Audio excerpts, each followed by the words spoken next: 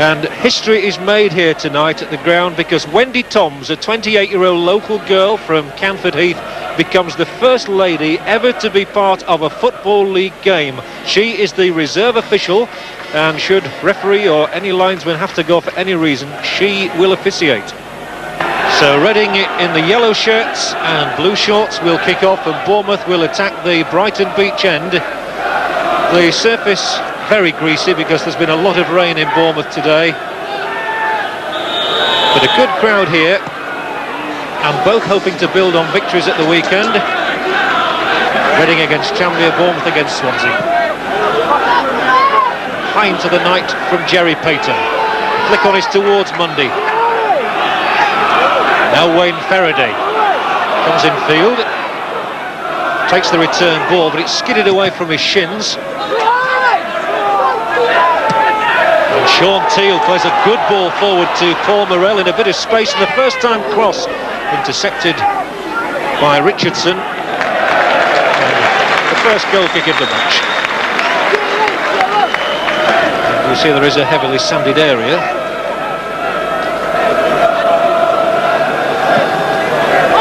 The ground staff here considerably worried because there's a reserve match here as well tomorrow. They're rather concerned about that.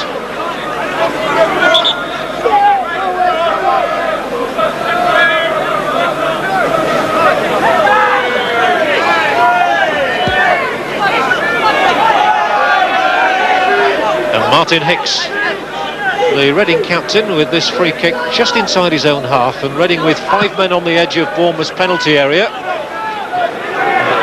It's going to fall down here for Steve Moran. It's going to be another free kick as well. So Reading being awarded the first 2 free kicks of the game, and this one will be floated in by Mick Gooding, experienced player, now with his 6th club in the Football League. And they've got some big men up there, and it was a clear header. It went over the top, but Stuart Lovell got in there. And Lovell, a highly promising young player. They think very highly of him at Reading.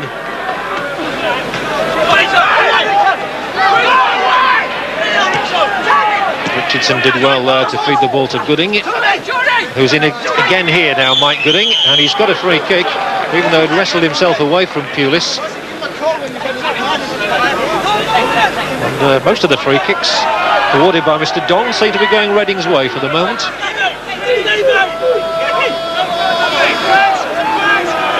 Richardson seems to want to play it short. Either that or he's wasting a few seconds. Up towards the edge of the area, and Hicks, who's about 6'3", has gone in there.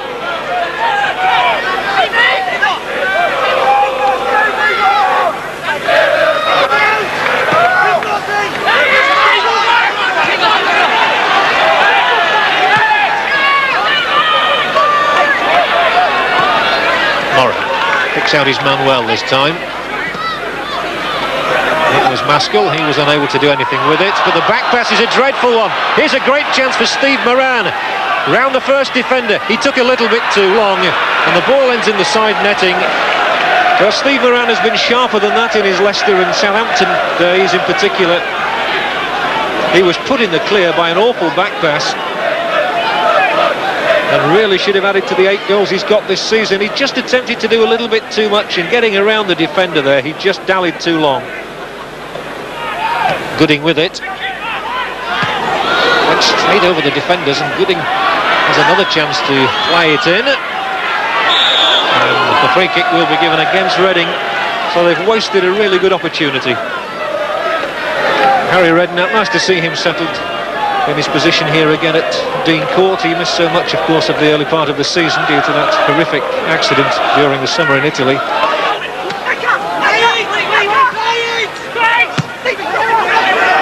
Chase on here with Mundy trying to get in behind Richardson. He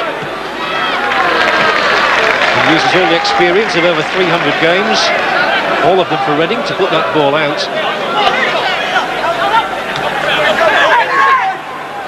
Time for Wood to size the situation up. Kind of even thought of a shot then himself, but he's played a good ball in here. Morell's cross, it was a dangerous one, and good defending by McPherson.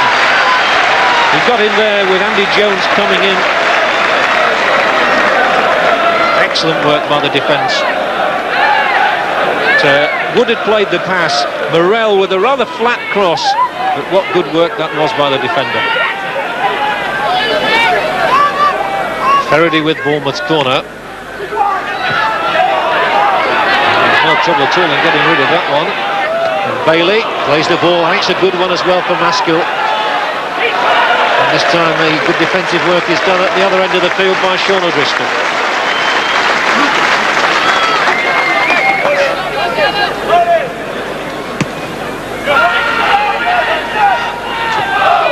Certainly neither side really gained the ascendancy yet. Nor will they so long as they play the ball back there towards Jerry Payton. Now Bond will step forward. The Bournemouth crowd really wanting him to do something constructive with it. It's up there towards Mundy, and a bit of a slip by Richardson might have helped Wood here. Still two defenders with him, so he tries to get Morrell moving. Bailey cuts out the cross. And here is Moran again. A tricky pass he contrived. Morrell, that's a good one. Here's Andy Jones now to take on the defence by himself. The shot really coming to nothing. He felt there was no support, I'm sure, Andy Jones, so I thought he had to try something, but never got any strength behind it. The Bournemouth youngsters are hoping for a better performance than they got last week when the side was beaten here 3-0 by Wigan. They look happy enough for the moment. Great kick from Francis. That's dropping well inside Bournemouth's half. Somehow Morrow emerged with the ball, and they've appealed for offside, and it's not given, and Payton's in trouble here. It's put behind by Bond, but Jerry Payton again couldn't hold on to this greasy ball. Maskell had slipped it through, a whacking shot, and he just palmed it out. Swung in once more, but at least three Bournemouth men all went for it together. Gooding again, and again, and he's going to get a fourth attempt, believe it or not. No direction on the header eventually from McPherson. Jerry Payton is the busier of the two goalkeepers.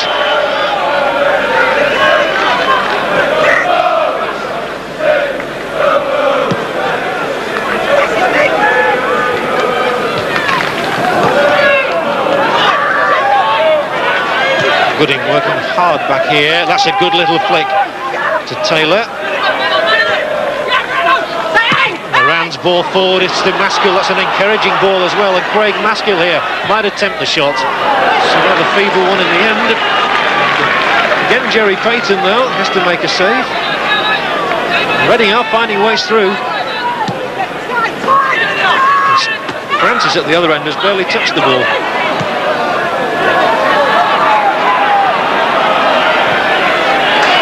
Call into action any minute now though, because Denny Mundy steps forward for Bournemouth. He's got a man on his right. Going to have to do it all himself for the moment. Here's Paul Wood though, and a good effort from Wood at an angle.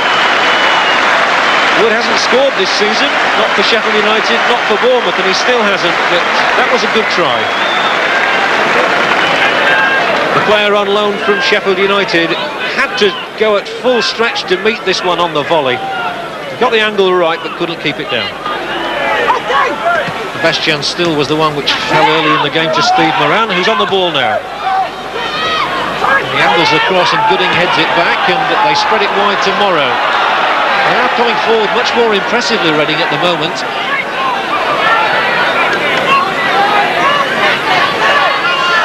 This time it's in, and it's a bit flat, and it was allowed to run through by the entire defence, and if Maskell had got a touch there, Payton wouldn't have stood a hope. And he's very angry with the men in front of him, not surprisingly either. Here's the cross, about to come in now, and the ball skids in low. It's left by everybody, and if Maskell had got that touch, it had to be a goal.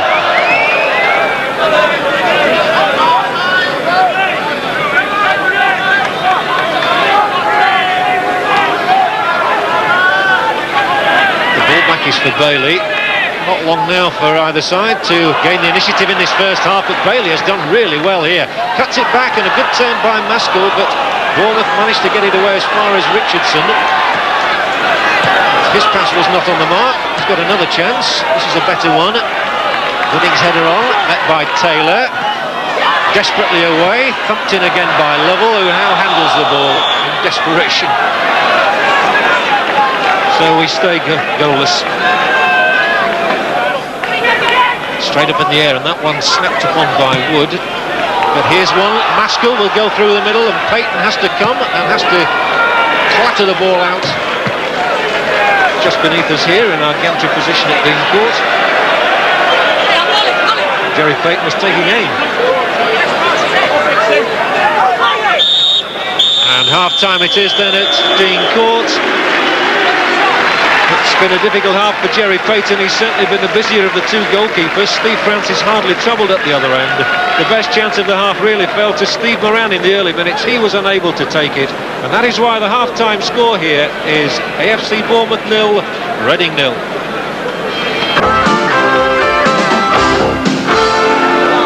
Welcome back to Dean Court. Bournemouth 0, Reading 0, and no doubt about the outstanding performer in that first half, Martin Hicks, the Reading centre-back. To be fair, Bournemouth have been playing into his hands by hitting long balls up the middle, and he's dealt so capably with everything. And one imagines Harry Redknapp will have given a half-time talk which featured on that and ways around it.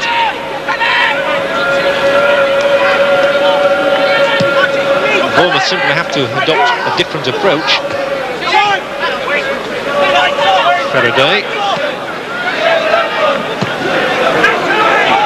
One up here for Mundy to chase. He's a really willing worker, and the ball has come down instead to Paul Wood, who has the pace to get past defenders and gets a bit of a toe-poke shot in. But Paul Wood has looked as likely as anybody to score tonight for Bournemouth. They've certainly had very few opportunities up front. Denny Mundy there, thrust into the striking role in the absence of Luther Blissett, who did score on Saturday, of course. Francis has had a generally easy night.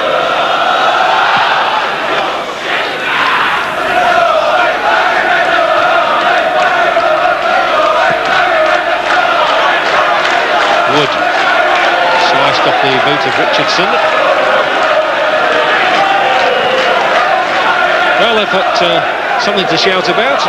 Hasn't been much on the pitch so far, but they're keeping the larynxes going. They will cheer if Bournemouth get a goal. It's going to come back here for Pulis. That's a better pass. Now there's a chance maybe. Morel, the good ball in. What a fine save, but it's driven into the net by Andy Jones. Bournemouth score. The fans salute. And 5 minutes of consistent pressure is rewarded. And it's strange how the game has changed. Pulis here supplied the important pass. Paul Morel had stayed up there, whipped the ball across. The flying header kept out by Francis, but belted gleefully into the net by Andy Jones.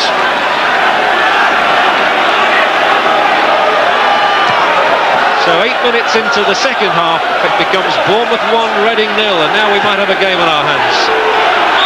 We've just been saying those spectators had had little to cheer, but Jones arrived on cue. And here we see it once more.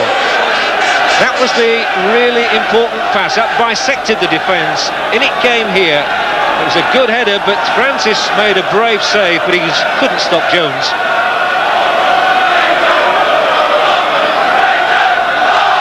So great disappointment for Steve Francis. It's virtually the first save he'd had to make in the game.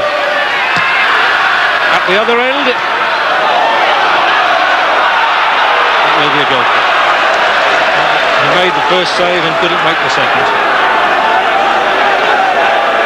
So the Reading supporters not at all happy. The first half was played almost entirely in Bournemouth's half, and Reading certainly looked the likely to score. How strange it is it should turn out the other way. Typical of football, that.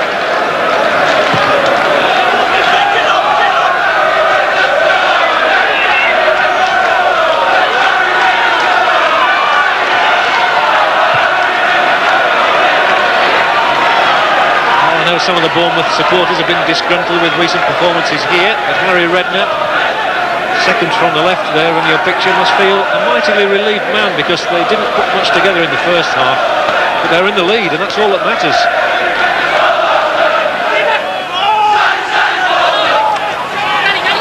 Driscoll almost got there. Bailey denied him and plays a great ball. That was unlucky really for Maskell. I don't think Sean Teal knew much about it. Hit him on the back of the neck. And now straight at the other end, McPherson, he's let it go through and it's got to be 2-0. How on earth isn't it 2-0?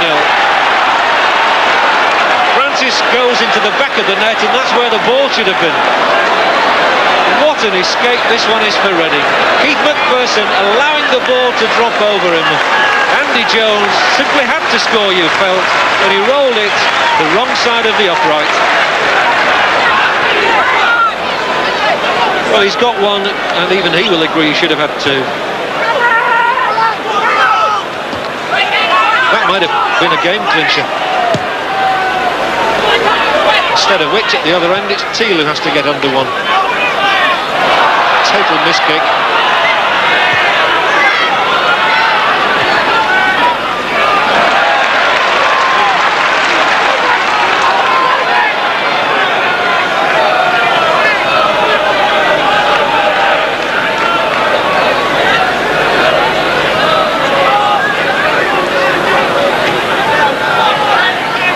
Maskell for Reading.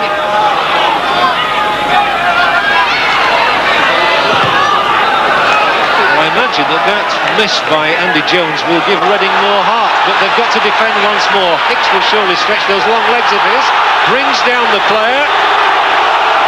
Well, they brought down Denny Mundy then, who was not quite goal side of him, and I think this will be a yellow card for Martin Hicks. He was almost caught out.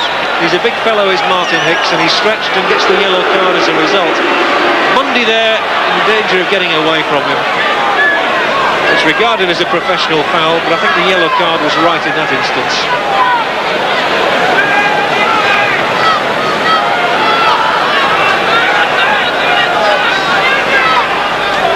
In this season of increased punishments, who knows what happens sometimes. But Bournemouth have the free kick. They need a second goal to settle themselves. He's out by Lovell, and Moran took his time. Wasn't a shot, it was a ricochet.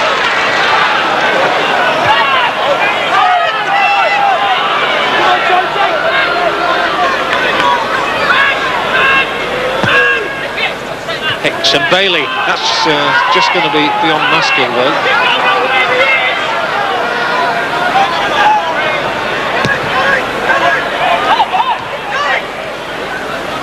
Bournemouth should beware that Reading came from behind at Southend to win recently. They were 1 down then and 1-2-1 with this man Bailey there scoring one of the goals. And Bournemouth are to make a change and they will bring on George Lawrence.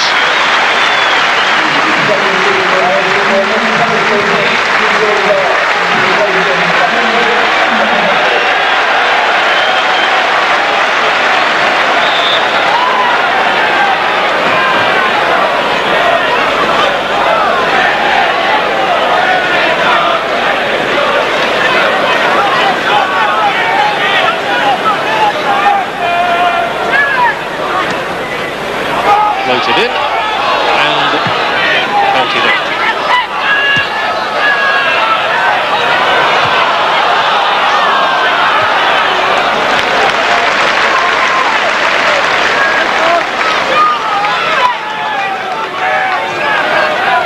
So with 10 minutes to go, it's still Bournemouth 1, Reading 0.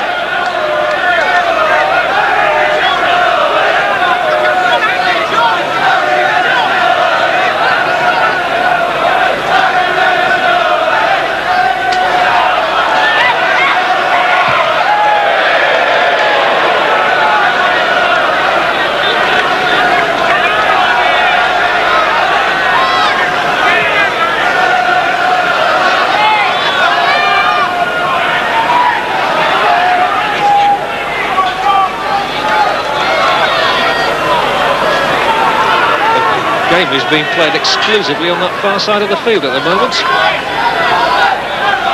Succession of throw-ins. Gary Brook has hardly contributed as yet. He hasn't had the ball. It's another throw-in. Well, at least the spectators on that side are getting a good view of it.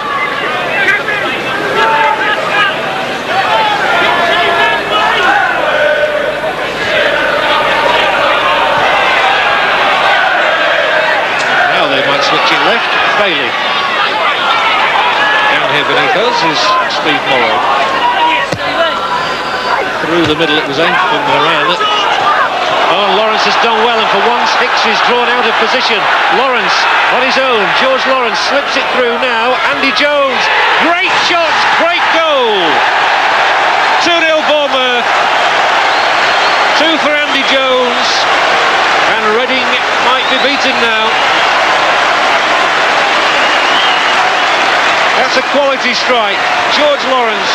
Martin Hicks for once had been drawn out of defence. Lawrence took it on. A slide rule pass from him and a really crisp finish from the Welsh international. Perfectly tucked in the corner.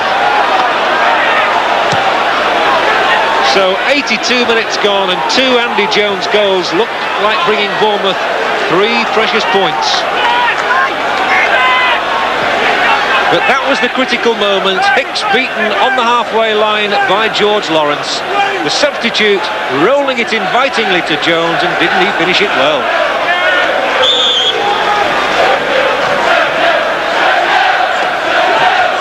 So the chant is at 2-0 now. How the Bournemouth supporters love to taunt their counterparts.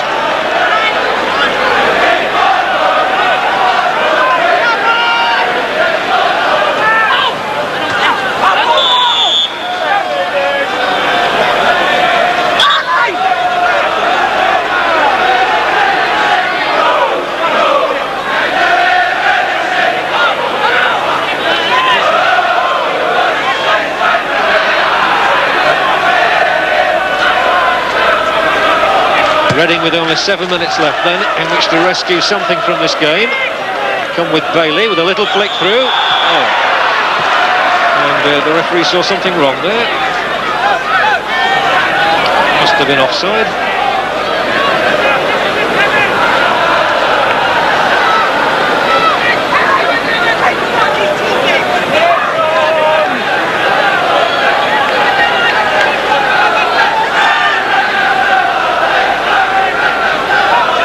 Gone, just being asked by Wayne Faraday how long there is to go.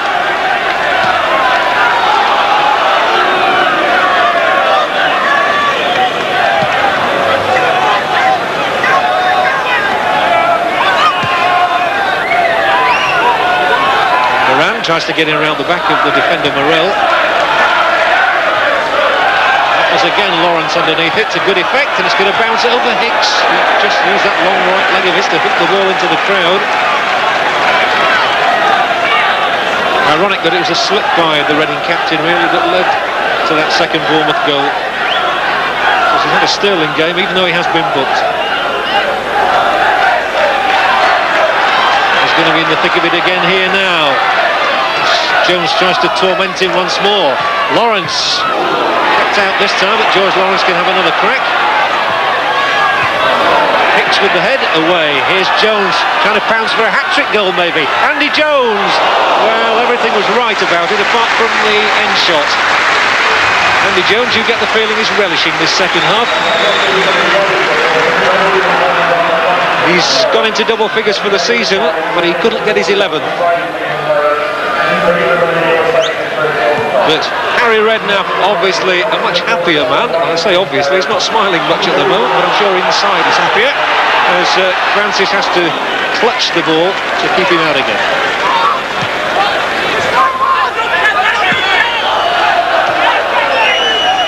But Ian Porterfield must see promotion aspirations evaporating at the moment in front of his eyes.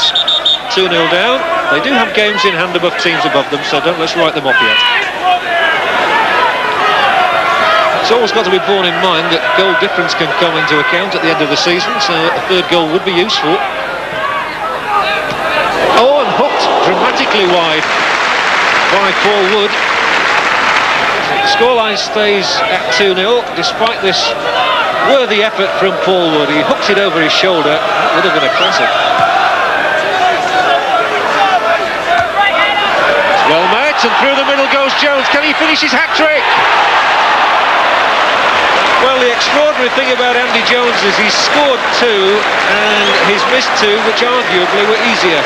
One of them certainly. That one he might have just snatched at as he got goal side of Martin Hicks. Again, Reading were caught square though, as the ball was headed so strongly back by Bond. Jones taking it on and beat the keeper, but didn't find the net.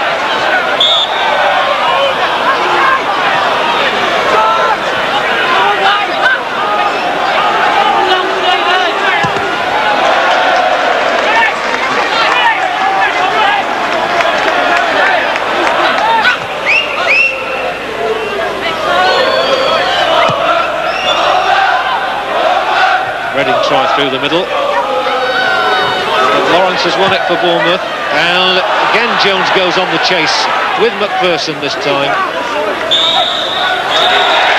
3 vital and valuable points then for Harry Redknapp's Bournemouth. They've beaten Reading here by 2 goals to 0, and after a very shaky first half they were worthy winners in the end. So Harry Redknapp will be very pleased indeed that his half-time pep talk worked. Whatever he said certainly had a marked effect. And Andy Jones turned out to be very much the hero of the hour. He scored both the goals, which brings Bournemouth those 3 points. The final score, Bournemouth 2, Reading 0. But don't go away, plenty of goals to come from other matches. Welcome back to Dean Court, where Bournemouth beat Reading 2-0, and with me the scorer of those 2 goals, Andy Jones. Andy, before we talk about those goals, what did Harry Redknapp say to you at half-time? Because you were a different side. Yeah, we came out with a more positive attitude. He gave us a little bit of a rollicking, and I think it showed second half. Well, you came out storming, didn't you? Yeah, we did. It was nice to get the start we did in the second half, and then obviously we did a very professional job. And that first goal from you, talk me through it. Yeah, it was a nice goal. I think Sean O'Driscoll managed to get a nice header in. Here it goes, and it was a good header, and I've just followed it in. And luckily, keeper's just parried it just straight in front of me. That was very relieving. And the second goal? Yeah, the second goal, George Lawrence just slipped the ball into me, and luckily I've managed to make half a yard and tucked it away in the corner. Obviously a good run for you at the moment. I think 5 goals in the last 8 games. Yeah, I'm starting to find my feet again a little bit, getting a little bit sharper and a bit more confidence again. And the team's playing a lot better, so everything's going all right. Talking about getting sharper, you actually could have had a hat-trick or even 4 goals. There was a very near miss after your first goal, wasn't there? Yeah, I should have done better with it, really. The keeper and the lad have had a bit of a misunderstanding. I managed to get my toe to it, and instead of hitting it on the volley, I've tried to half volley it. Unfortunately, I managed to hit the post with it. There we go. Keeper made a good diver. Even so, the result is all important tonight, isn't it? That's right, yeah. And obviously looking good for the promotion playoffs. Yeah, I mean, we're in there at the moment, but it's so very tight at the top. You've got to keep a nice run going together. Hopefully, you know, win a few away games and then keep the home form going. Good mood in the dressing room tonight? Yeah, very good. Everybody's happy. We've got a couple of days off. I think a few might be going to the horse racing and that. Andy Jones, thanks very much. That win for Southend puts them 3 points clear of Grimsby, who won tonight, and 4 points ahead of Bolton, who lost 4-0 at Mansfield.